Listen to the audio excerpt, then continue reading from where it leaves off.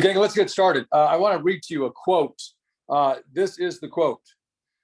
Commitment means that it is possible for a person to yield the nerve center of their consent to a purpose or cause, a movement or ideal, which may be more important to them than whether they live or die. Let me repeat that, okay? Commitment means that it is possible for a person to yield the nerve center of their consent to a purpose or cause, a movement or ideal, which may be more important to them than whether they live or die. So, gang, one of the things that I always say is if you want to know what you're committed to, just simply take a look at your life. The things that you have abundant in your life, the things that are plentiful in your life, those are the things that I guarantee you're committed to. And the things that you lack in your life that you want, I can guarantee you, those are the things that you are not committed to. And you might say, well, John, that's pretty harsh, or how do you know that? Well, because what we focus on, where we focus our energies and attention, our life tends to go. And at the end of the day, gang, the good news is that our Creator granted us the gift of volition. Volition meaning the will to choose. We have the ability every single day to choose what we're going to focus on. In other words, what we're committed to. And I always say, what we are committed to is not what we say we're committed to, but rather what we do on a daily basis. Your activities reveal every day what you are committed to. Your activities speak more clearly to what you're committed to than any of your words ever will. Your activities speak the truth, whereas your words sometimes do not. And I say yours, I'm talking about mine and anybody's. And so I just want to have a chat with you this morning about this idea of commitment and really get you just to start to think about what you're committed to, actually committed to, versus the things that you say you want to be committed to, and to identify a misalignment there or a disparity there, and to try to bring those two things into alignment or parity. Because what I want for you is the things that you say you're committed to actually be the things that you're committed to, which of course means then we have to change our behavior. We have to make certain that our activities are consistent with the things that we say that we want. Let me just share you with this story. So a group of women, amateur runners, get up in the morning, every morning to exercise. And they'll usually run 1 to 3 miles, depending upon the amount of time that they have in the day of the week. But they do it for a couple of reasons. One, for social reasons, to get together and just network and be with friends. And the other reason, of course, is to engage in physical activity. Well, of these 5 women, one of them, by the name of Maggie, one morning decided to bring her young daughter. And as they were running along about a half mile, maybe 3/4 of a mile into the run this morning, Maggie had fallen behind, which is not unusual for Maggie. All the women, including Maggie's daughter, were ahead of Maggie, not by a significant amount, but by several feet. And when I say several feet, 20 to 30 feet. And they noticed, so they slowed down the pace a bit and kept running. And after another 5 to 10 minutes of running, they noticed that the distance between them and Maggie increased to the point where she was probably about 1/8 of a mile behind. So they all stopped and waited. And as they waited, they saw Maggie struggling. And of course, it's very normal for Maggie to struggle because Maggie has cerebral palsy, and it's difficult for Maggie to run. Maggie runs with a helmet. She runs with elbow pads and knee pads because it's not unusual for Maggie when she's running to fall, because it's very difficult with cerebral palsy to run, especially to keep up with this group of women. So they waited the few seconds to minute that they had to wait to let Maggie to catch up. And when they did, one of the women said to Maggie, you don't need to do this to impress us, or it's okay. And Maggie looked at it a little bit puzzled and said, what are you talking about? And she said, well, the running and so forth. And Maggie looked at her and said, well, I don't do this for you. I'm not doing this to impress you. She said, I'm doing this to be an example to my daughter, which I like that explanation. See, Maggie's engaging, a person with cerebral palsy is engaging in something that many people would assign as, well, something you don't have to do, or you can't do, or it's not necessary, or more specifically, they would excuse her from doing because obviously she struggles when she does it, and it doesn't necessarily look as even flow as when they run, or as effortless as when they run. When Maggie runs, it looks like a lot of work, and it doesn't look the way most people when she runs. And gang, I love the answer that she said, I don't do it for you, I do it for my daughter. My point is, Maggie has a reason. And we started out the conversation by me reading that quote on commitment.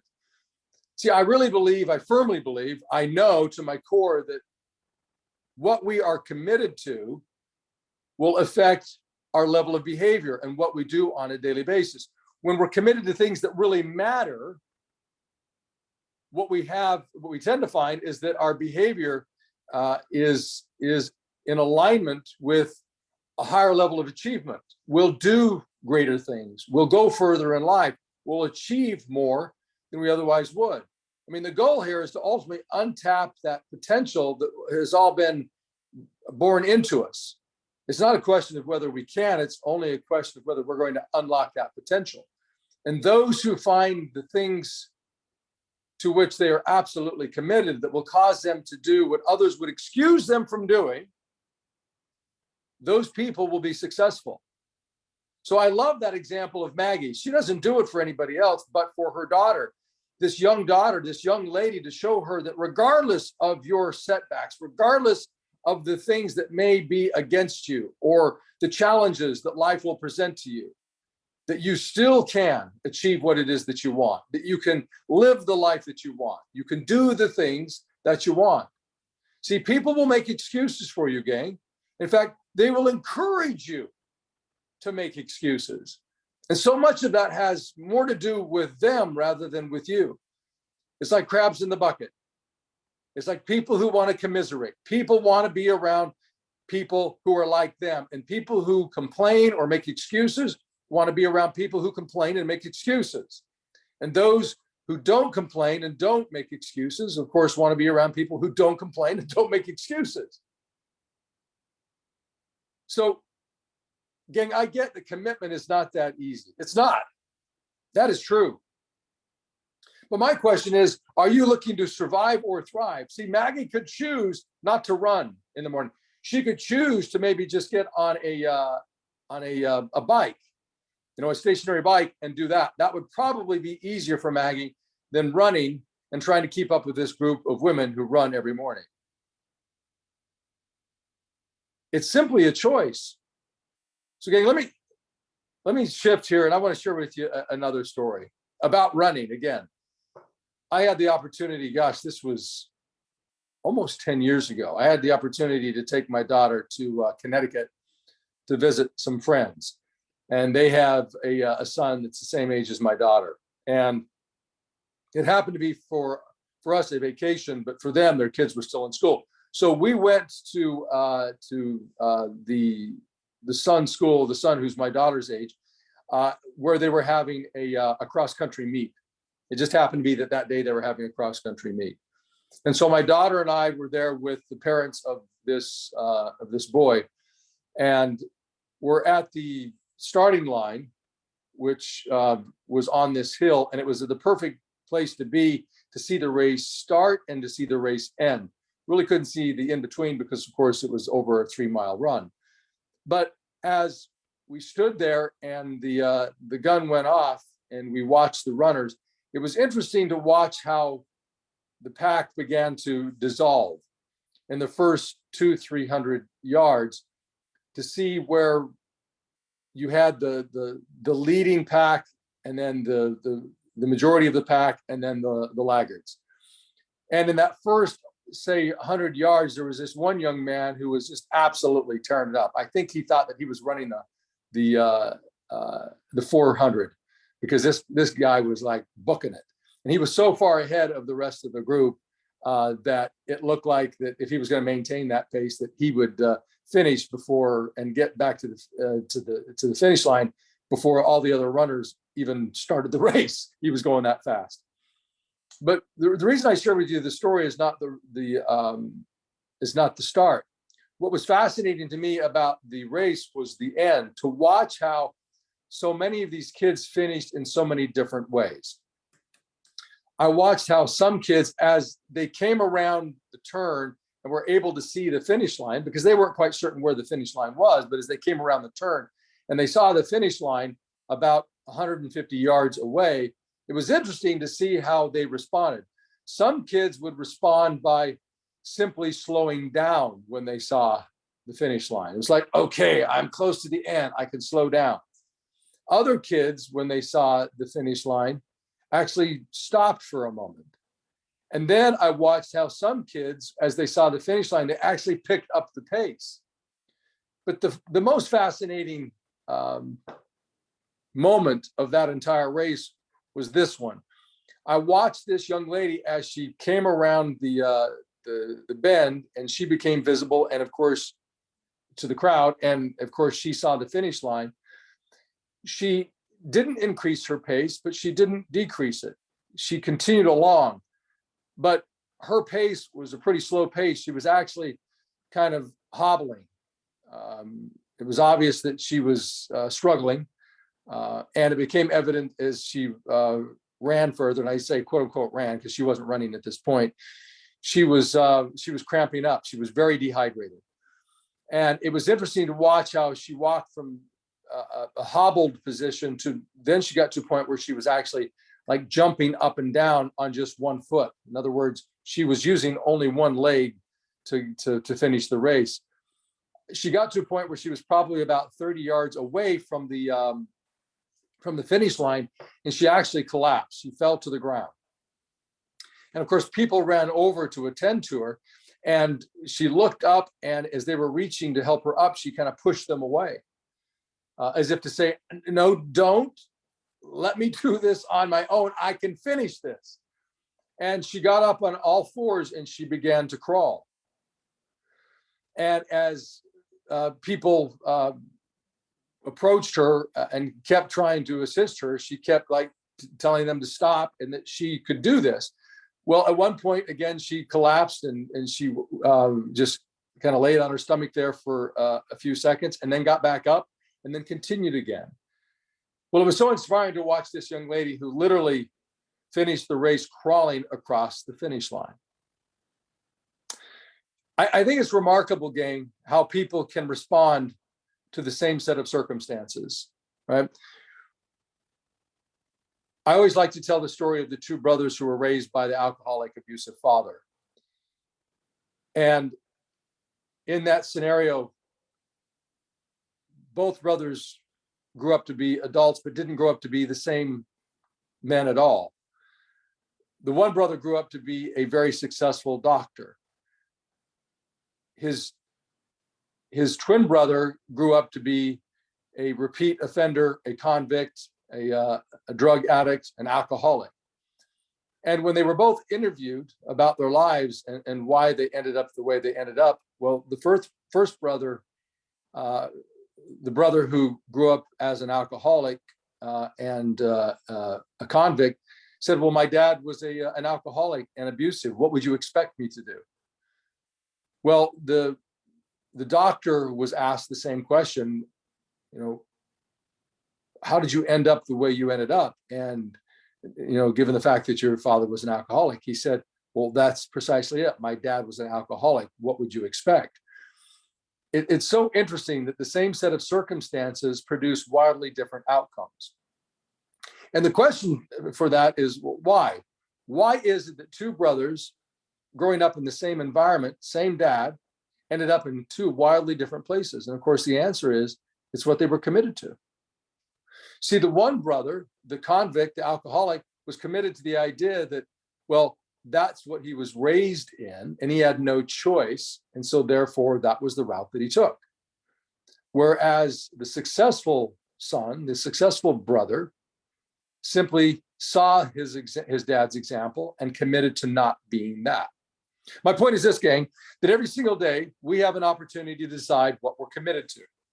So let me ask you this question. What are you committed to specifically as it relates to real estate? See, what I know for all of you who are part of this conversation this morning, I know you all want to earn a great deal of money. You want to be successful in the business of real estate. That I know.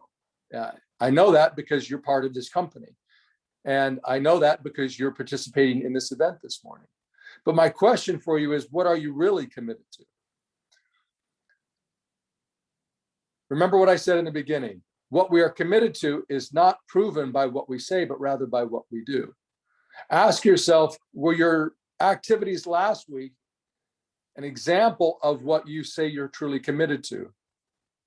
Are the things that you did last week consistent with the goal that you have, the number of transactions you want to close, the amount of income you want to earn, and ultimately the person you want to become and the life that you want to live? What are you committed to? See, your commitments are expressed by what you do. So examine your activities and be honest with yourself. What did my activities look like last week, last month, this first quarter of the year? What did they look like last year? And are those activities consistent with the life that I want? Prove your commitments, gang, by your activities. So here's what I'm going to challenge you to do. Take the time today, maybe when we're done here would be the best time to do it, to create a schedule. Actually look at your schedule and say, okay, what are the things that I need to do in real estate on a daily basis that would be consistent with manifesting, with creating the outcome that I want, the existence that I want, the life that I want. And then put that together. Put that schedule together. Look, gang, having a schedule, a lot of people will think that a schedule will lead to a lack of free time, that it's very oppressive. And I'm here to say that it's not. A schedule allows for greater freedom, because a schedule allows you to be efficient and take care of the highest impact things first, to allow you to be wildly successful mentally, physically, emotionally, spiritually, relationally, and financially. You see people who are most successful in life at any of those arenas, those are the people who have a schedule and follow a very specific regimen on a daily basis. Those are the extraordinary people. Those are the people who live extraordinary lives. So is your schedule consistent with what you want? Okay, I'm going to give you 5 quick points here as it relates to a successful outcome in real estate. That if your schedule looks like this, you're going to knock it out of the park. Remember, the pathway to success is paved with individual bricks. You have to lay each brick on a daily basis. There's no way around it. You have to lay the bricks. When we get that opportunity every single day to lay the next brick for that pathway to the life that we want to create. So this is what it should look like on a daily basis. Number 1, gang, I want you to write this down. Today started last night. What is exceptionally important to remember is that today started last night. The time that you went to bed has a very direct impact on how you feel today. So remember that. Pay attention to the time that you go to bed, because the time that you go to bed affects the way that you feel when you get up in the morning. Step number 2, get up on time. And on time, of course, that's a variable thing. But I would say that from my perspective, knowing what it takes to be successful in real estate as a real estate agent, that from my perspective, it would be unacceptable that you're not in the office at least by 9 o'clock. I know that some of you are mothers and or dads taking kids to school, and you can't be into the office until after the kids come to school. But man, if you don't have that going on, you should be in the office even earlier. Consistently, I used to get into the office as a real estate agent at 7:30 in the morning. Why? Well, I'm going to talk more about that. But step number 1 is to go to bed on time. Step number 2 is to get up on time and to make certain that you're in the office no later than 9 o'clock, gang. And as early, potentially, as 7 o'clock to 7:30. Step number 3, I want you to write down, is make certain you're getting food and exercise. You know, every one of us, I would say in most cases, we're born with a Formula One car, our body. But expecting to take a Formula One car to a race without any gas in it, of course, is ludicrous. It's nonsense. It doesn't make any sense at all. And so many of us, gang, will forget to take care of that vessel, that vehicle that we expect to be there for us when the stress is high, when we have to perform at a high level. And we don't take care of it. What do you expect? It's not going to respond in the way in which it needs to. Sustainably, long-term, consistently, time after time after time. So do you have in your schedule the opportunities to eat, to get the nutrition, to get the calories that you need? And are you exercising on a daily basis? Whether that looks like a walk or a run or going to the gym or surfing or whatever it is that you can think of that will get you out there to engage in physical activity. Because there's a strong connection between the body and the mind. When the body is stronger, the mind is stronger. When the mind is stronger, the body is stronger. Number 4, skill and mindset practice. Gang, every single day you should have written into your schedule the opportunity, the time, the commitment to practice your communication skills, as well as your skills of maintaining and building your mindset. Now, this is part of that. Morning Ascent is part of building your mindset. It's part of building your skill set. But gang, I don't believe it's enough. I think that we should all be spending at least an hour every single day practicing and honing our skill sets, our communication skill set, as well as our mindset skill set. Look, professionals, gang, practice their craft every single day. If you take a look at what professional athletes do, what they expect of their mind and body on a daily basis, you see their level of commitment is consistent with what they expect of their body and of their mind. And gang, I think as real estate sales professionals, we expect so much more out of our body and mind than we allow it to do for us based upon our level of commitment to skill set practice, to mindset practice, and also taking care of it in terms of the nutrition and the physical exercise. And then finally, number 5 is to talk to people, is to go out there and network. And for a lot of people, they hate this word, but it's called prospecting. Look, gang, if your schedule includes those 5 things, getting to bed on time, getting up on time, getting the nutrition that you need, the food that you need, the exercise that your body needs to remain strong and to grow. If you're focused on working on your skill sets, your mindset, and you're talking to people on a daily basis, that is a formula, gang, that over time will lead you to success. It'll lead you to whatever goal that you want, whether it's 12 transactions, 18, 24, 36, 48. I don't care what the number is. If you'll do those things consistently, you'll get the results that you want. So I'm just going to circle back to this, gang. We started out with the conversation about commitment. What are you committed to? Make certain that your daily schedule is a microcosm. It's an example every single day, a demonstration of the things that you're actually committed to, that you say that you're committed to. Bring into alignment the things that you say with the things that you do. When you say that you want to live a certain life, that you want a certain house, you want a certain car, you want so much money in the bank, you want to close a certain number of transactions, you want to earn a certain amount of dollars, you want to be in this sort of a relationship, then make certain that your level of activity, the things that you do on a daily basis, are consistent with those goals. And I promise you, you'll have it. I guarantee it, you'll have it. It's not written anywhere that it won't work for you. It is proven that it works. You just simply have to follow the system. You have to follow the protocol. Success has rule, gangs, and if you'll follow the rules, you're going to win the game. If you violate the rules, you're going to get called for a foul, and you get enough fouls, you're going to sit on the bench. And so many people in the business of real estate are sitting on the bench, and they wonder why they're not succeeding. It's because they're violating the rules every single day. Follow the rules, follow a schedule, be consistent, be committed, and you're going to get the results that you want. All right, let's finish this up with some closing affirmations. Great job on being here.